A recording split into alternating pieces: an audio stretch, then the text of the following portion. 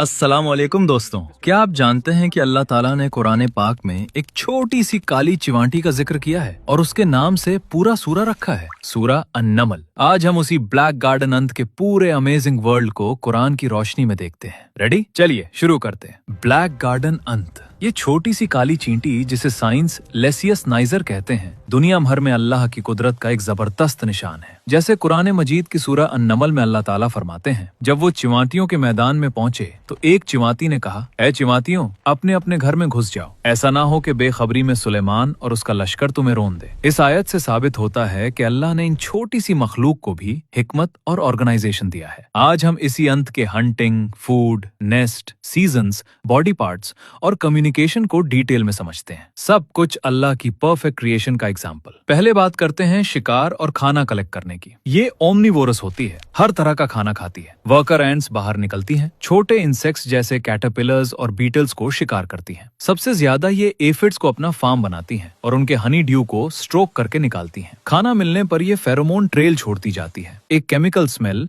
जो दूसरी ends follow करती हैं। ये टीम वर्क अल्लाह की दी हुई सिस्टम का हिस्सा है जो एक छोटी सी चिवांटी को भी इतना ऑर्गेनाइज बनाता है। अक्सर रात के वक्त ये सबसे एक्टिव होती हैं। अब नीस्ट के अंदर की दुनिया। नीस्ट जमीन के नीचे 1 से 2 मीटर तक होता है। इसमें अलग अलग चैम्बर्स होते हैं, क्वीन चैम्बर, ब्रूड चैम्बर्स जहां एग्स, लार्वे और प्यूपे रखे जाते हैं, फूड स्टोरेज और सर्दी के लिए एफिड्स के स्पेशल रूम्स। सिंगल क्वीन होती है और 4000 से 15000 वर्कर्स। अंदर सब कुछ परफेक्टली ऑर्गेनाइज्ड और साफ रहता है, बिल्कुल जैसे सूरा अन-नमल में चिवांटी अपने कॉलोनी को वार्न करती है, यहीं भी हर अंत अपना फर्ज निभाती है। ये सब अल्लाह की हिकमत का निशान है। इसके बॉडी पार्ट्स की बात करें तो इसका बॉडी 3 हिस्से में बना होता है, हेड, थोरैक्स और एब्डोमेन। 6 टांगे, एंटेने और एक्सोस्केलेटन के साथ। आंखें? हाँ, इसकी आंखें होती हैं। वर्कर एंड्स के पास 2 कंपाउंड आईज होते हैं जिसमें 120 स्मॉल लेंसेज होते हैं। ये शार्प नहीं होती लेकिन ऑब्जेक्ट्स पहचानने और नेविगेट करने में मदद करती हैं। विंग्स सिर्फ क्वींस और मेल्स के पास होते हैं और वो भी सिर्फ नप्शल फ्लाइट के लिए। एक दूसरे को फॉलो करने का तरीका बहुत ही इंटरेस्टिंग। एक वर्कर खाना ढूंढ लेती है तो वापस आते वक्त फेरोमोन ट्रेल छोड़ती जाती है। दूसरी एंड्स अपनी एंटेने से स्मेल डिटेक्ट करके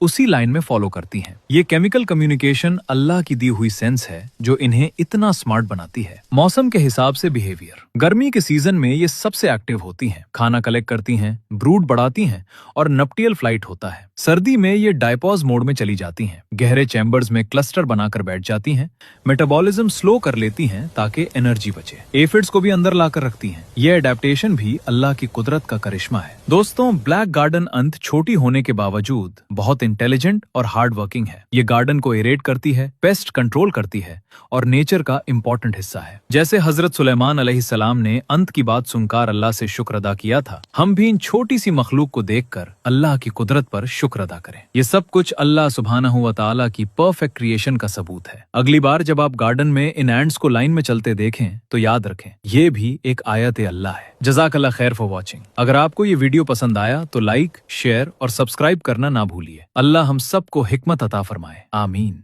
आपकी राय मेरे लिए बहुत जरूरी है। ठीक है दोस्तों, मिलते हैं अगली वीडियो में। तब तक के लिए बाय, अल्लाह हाफिज।